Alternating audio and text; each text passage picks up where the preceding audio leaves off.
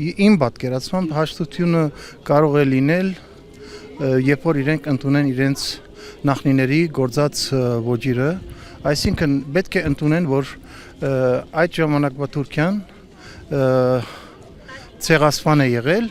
եւ այսօր որովհետեւ մենք չդիտարկենք Թուրքիան որպես ցեղասպան պետություն եւ ցեղասպան ժողովուրդ, ուրեմն պետք է իրենք ընդունեն այդ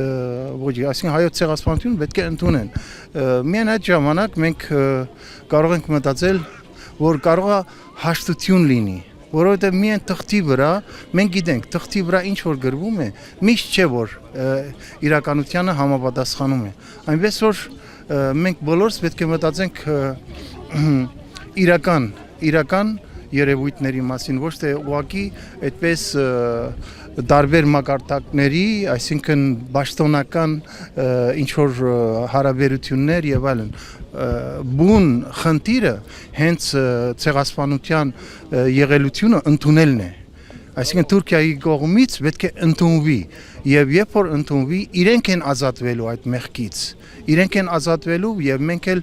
այդ ժամանակ կհասկանանք, որ այո, այսօրվա Թուրքիան եւ այսօրվա թուրք ժողովուրդը տարբեր է այն ժամանակվա Թուրքիայից, որը որ ցեղասպանություն գործեց մեր պապերի, մեր ժողովրդի հանդեպ։